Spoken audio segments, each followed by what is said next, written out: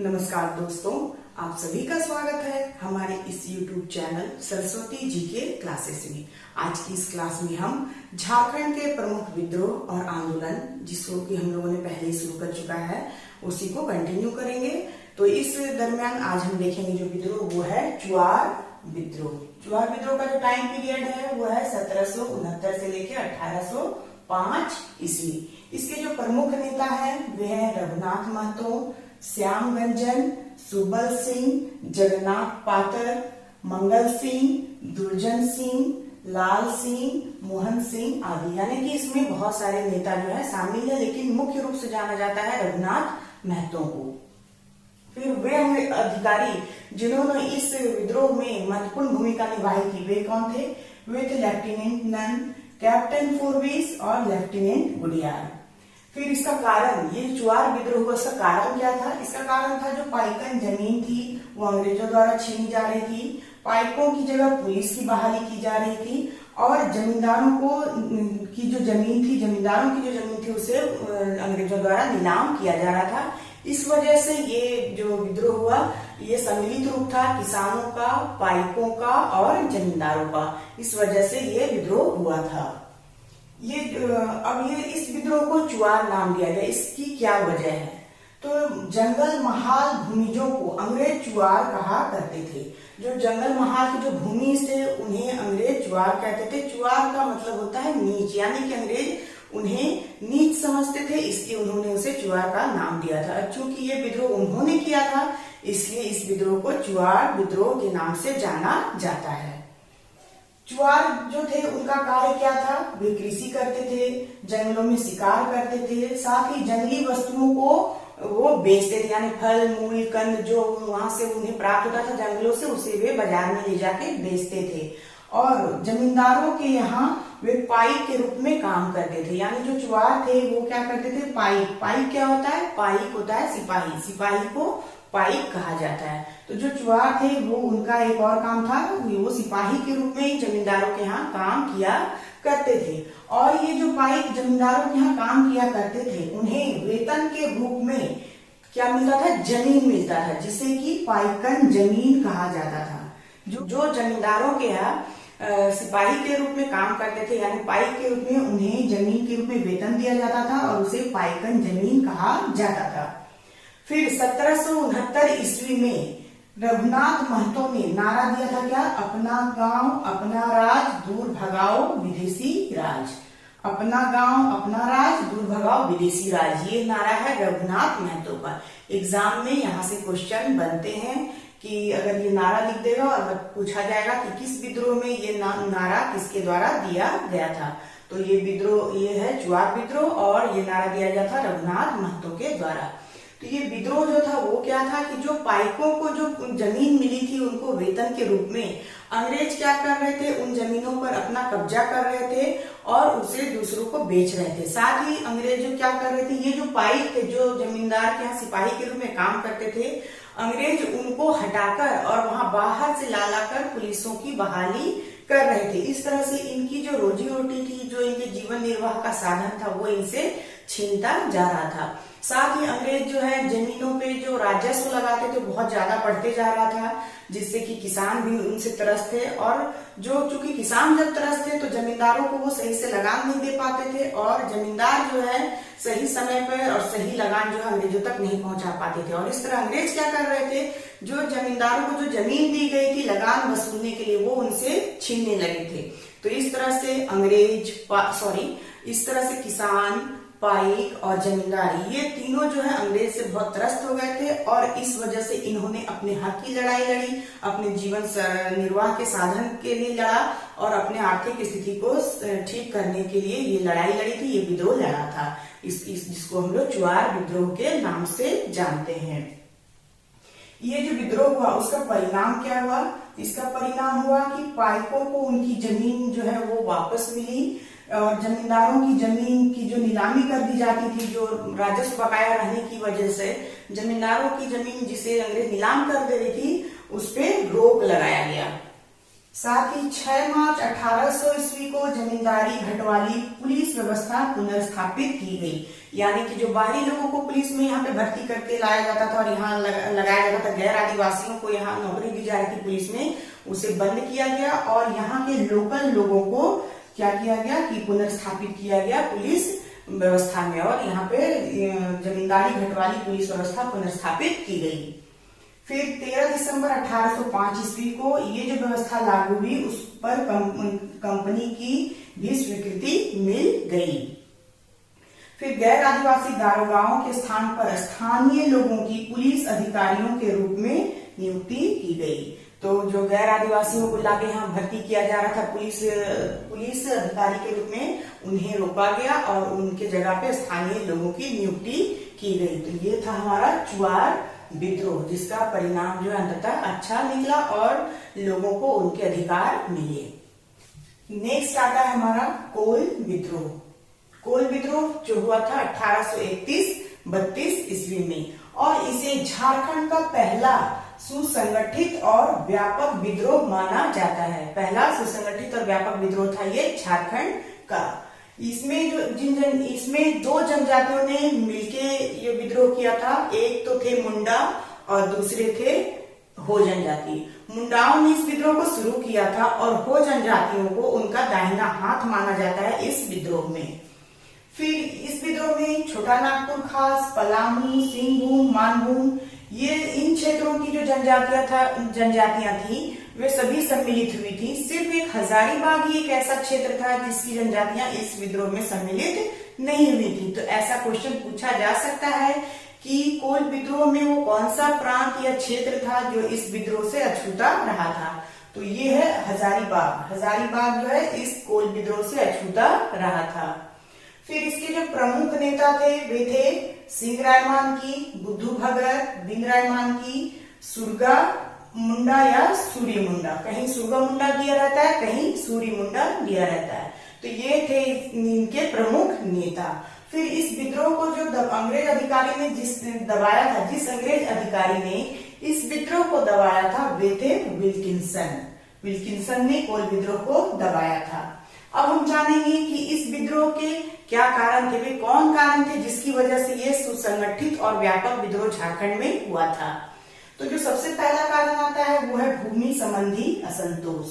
यहाँ के जो कोल जनजातियां थी, जो मुंडा जनजाति थी या जो हो जनजातियां थी, वे यहाँ पे स्वतंत्र रूप से अपना जीवन यापन बहुत ही सरल तरीके से जीती थी। लेकिन जब अंग्रेजों का यहाँ पे पदार्पण हो जाता है और इनकी जमीनों पे अंग्रेजों का कब्जा हो जाता है, तो वे अपने ढंग से इनसे मनमाना काम करवाते थे। इनसे जंगलें छीन ली गई, इनसे इनकी खेती बाड़ी छीन ली गई और अपने अनुसार वे इन्हीं की जमीन पर इनसे खेती करवाते थे। अंग्रेजों के अकॉर्डिंग ही खेती होता था, यानी कि अंग्रेज जैसा अपने लाभ के अनुसार इनसे खेती करवाते थे। इसी दरमियान वे अफीम की खेती भी इनके जमीनों पे करवाते थे, क्योंकि अफीम से उन्हें बहुत फायदा होता था इसकी वजह से। लेकिन वो उस चीज को बिल्कुल नापसंद करते थे। वे अपनी जिंदगी अपने अनुसार जीना चाहते थे। साथ ही अंग्रेज जो थे वो क्या कर रहे थे कि बहुत ज्यादा राजस्व इनसे वसूल करते थे और राजस्व ना दे पाने के कारण इनकी जमीनों को वो दूसरे मालदार लोगों के हाथों बेच देते थे, जो कि गैर आदिवासी होते थे। इस वजह से जो यहाँ के जनजातियां थी उनमें बहुत ही क्षुब्ध भावना बढ़ने लगी। वे असंतोष की भावना से व्याप्त हो गए और उन्होंने विद्रोह करने की ठानी। दूसरा जो कारण है कोल विद्रोह का वो है अंग्रेजों की दखलंदाजी। यानी अंग्रेजों के आने से यहाँ का जो सरल जीवन यापन था वो बिल्कुल बदलने लगा। यहाँ के जीवन यापन में सारी चीजें जो है अंग्रेजों के ही अनुसार से शामिल होने लगी। यानी अंग्रेज जैसे चाहते थे वैसे यहाँ पे हर काम जनजातियों से करवाते थे। तो ये उनकी दखल अंदाजी जो है दिन ब दिन बढ़ती जा रही थी और इससे क्या हो रहा था कि यहाँ की जनजातियों में विद्रोह की भावना जो है वो बढ़ती जा रही थी और अंततः उन्होंने विद्रोह कर ही डाला। फिर जमींदारों व जागीरदारों के अमानवीय उत्पीड़न और शोषण। यहाँ के जो जमींदार और जागीरदार थे वो अंग्रेजों के लिए काम करते थे और उनके ही चक्कर में आके वे यहाँ की जो जनजातियां थी उनसे बहुत मनमाना कर वसूलते थे, मनमाना लगान वसूलते थे, जिससे कि यहाँ की जनजातियां बहुत उनसे परेशान हो गई थी। उनकी माली स्थिति दिनों दिन गड़बड़ाती जा रही थी और इस वजह से वे इनसे मुक्ति चाहते थे और इसका एक ही उपाय था विद्रोह। इस वजह से भी यहाँ के जमींदारों और जागीरदारों के जो अमानवीय उत्पीड़न हो रहे थे और साथ में जो उनका शोषण वो कर रहे थे, यानी कि अगर उनको किसी भी तरह के, जैसे अगर जमींदार या जागीरदार थे उनके यहाँ किसी तरह का शादी है, विवाह है, बच्चा हुआ है या किसी भी तरह का कोई फंक्शन होता था तो उसमें जो खर्च आती थी वो खर्च वे लोग इन जनजातियों से ही कर के रूप में वसूलते थे। तो इससे क्या हो गया कि इनका जो आर्थिक स्थिति है बिल्कुल चरमरा गया, बिल्कुल डाउन हो गया, जिससे कि इन्होंने अपने आर्थिक स्थिति को सुधारने के लिए, अपनी जिंदगी को बचाने के लिए इनके पास बस एक ही उपाय था, वो था विद्रोह। इसलिए भी विद्रोह हुआ जमींदारों और जागीरदारों के अमानवीय उत्पीड़न और शोषण के खिलाफ। फिर है न्यायालयों से निराशा। यहाँ की जो आदिवासियां थी उनकी जो पहरा पंचायत थी वो व्यवस्था बिल्कुल अंग्रेजों ने निस्तो नाबूद कर दी और न्यायालय की व्यवस्था यहाँ कर दी। लेकिन इन न्यायालयों में आदिवासियों के को जाना पसंद नहीं था। साथ ही यहाँ का जो प्रोसेस था, इन न्यायालय में जो किसी तरह का अगर मुकदमा किया जाता था तो वो जो प्रोसेस था बहुत लंबा चलता था और न्याय मिलने में बहुत देर होती थी। साथ ही उन न्यायालयों पे अंग्रेज हावी रहते थे, जिसके कारण इनको न्याय नहीं मिल पाता था। इनके मन में न्यायालय के प्रति जो है बहुत ही विरोध था। ये ऐसा मानते थे कि जो अदालत है वो इनके लिए नहीं बनी है बल्कि वो अंग्रेजों के लिए ही बनी है, इनके फेवर में कभी भी न्याय नहीं होता था। ये अदालत का मतलब समझते थे, अदालत ये 4 वर्ड से मिलकर बनता है अदालत। ये इसका मतलब समझते थे अ से आओ, द से दाखिल करो, ल से लड़ो और त से तबाह हो जाओ। ये 4 वर्ड का वो अदालत का यही मतलब निकालते थे, आओ, दाखिल करो, लड़ो और तबाह हो जाओ। इसलिए ये अदालत से दूर रहना ही पसंद करते थे। इस वजह से इन्हें न्यायालयों से भी निराशा हुई और अंततः इनके पास एक ही चारा था, विद्रोह। इस वजह से भी इन्होंने विद्रोह का साथ दिया। तो न्यायालय से निराशा भी होने की वजह से आदिवासियों ने विद्रोह किया था। लास्ट है हमारा गैर आदिवासियों द्वारा आदिवासियों की जमीन तथा स्त्रियों को छीना जाना।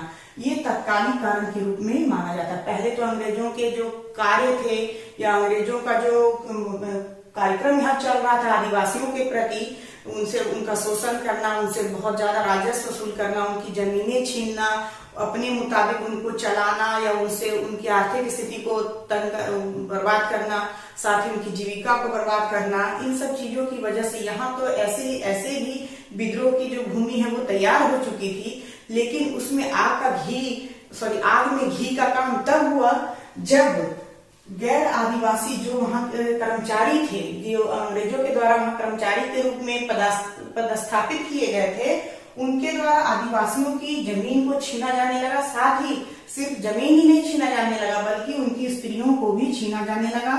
और इस तात्कालिक कारण ने इस विद्रोह में घी का काम किया, यानी आग तो जला हुआ था ही, इसमें घी इस तत्कालिक कारण ने डाल दिया था।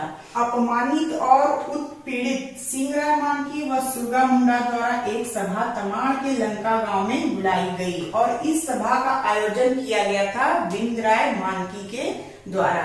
ये जो सिंगराय मानकी हैं और ये सुरगा मुंडा है, ये दोनों अंग्रेजों से त्रस्त थे क्योंकि इनकी जो जमीनें थी, सिंगराय मानकी के 12 गांव और साथ में उसकी 2 बहनों को अंग्रेजों ने हथिया लिया था। और ये जो सुरगा मुंडा है उनके साथ भी बहुत अत्याचार हुआ था, इनकी भी जमीनें छीन ली गई थी और साथ ही इनकी पत्नी को भी अंग्रेजों ने उठा ले गया था। इस वजह से ये चाहते थे कि वे इन बाहरी लोगों को, इन दीकुओं को यहाँ से खदेड़ दे और इसलिए इन्होंने ये सभा की थी तमाड़ के लंका गांव में। और यहाँ पे बहुत सारे कोलों ने संगठित होकर ये प्रण किया था कि वे तब तक चैन उन्हें नहीं आएगा जब तक वे इन बाहरी दीकुओं को यहाँ से खदेड़ ना दें।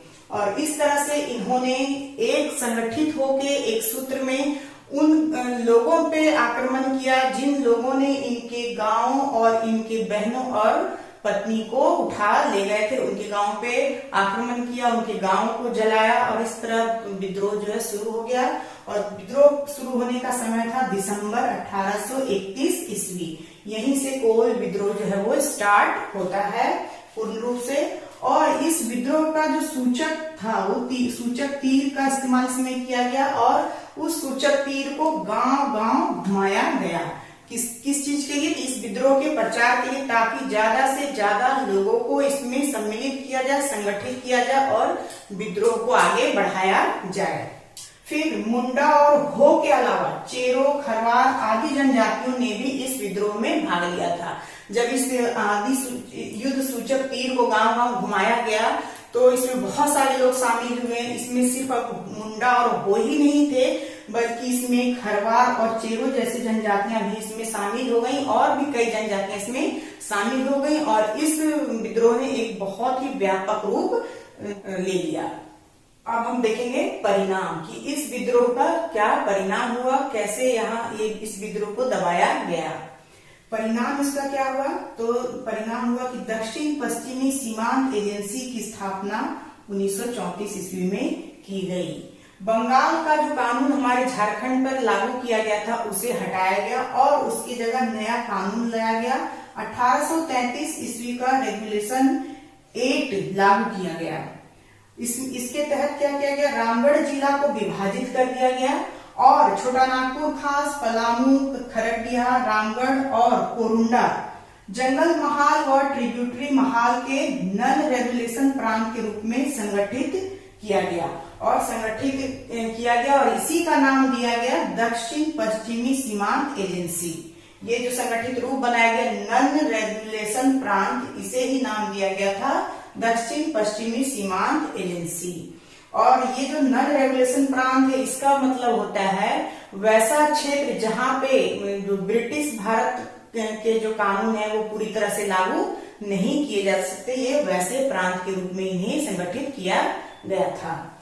फिर इनका जो भार है, ये जो नन रेगुलेशन प्रांत बना, उसका जो सबसे पहला गवर्नर बनाया गया वो बनाया गया विल्किंसन को। विल्किंसन जिनको कि इस विद्रोह को दबाने का श्रेय दिया जाता है, उन्हें ही इस नन रेगुलेशन प्रांत का गवर्नर जो है नियुक्त किया गया। विल्किंसन को एक अच्छा अंग्रेज अधिकारी माना जाता है और उन्होंने यहाँ की जनता के लिए बहुत से कार्य भी किए हैं, जिसकी वजह से जन साधारण में उन्हें किसून साहेब के नाम से जाना जाता है। तो ऐसा क्वेश्चन एग्जाम में पूछा जा सकता है, ये इम्पोर्टेंट है, इसलिए मैंने इसे हम नोट करके लिखा है कि किस अंग्रेज अधिकारी को किसून साहेब के नाम से जाना जाता है। तो वे हैं विल्किंसन को किसून साहेब के नाम से जाना जाता है। तो आज हमारा ये कोल विद्रोह यहाँ पे समाप्त होता है। आज के लिए बस इतना ही। नेक्स्ट वीडियो में हम फिर इसके नेक्स्ट पार्ट के जो कुछ और विद्रोह बच गए हैं उसके साथ मिलेंगे। तब तक के लिए धन्यवाद। जय हिंद, वंदे मातरम।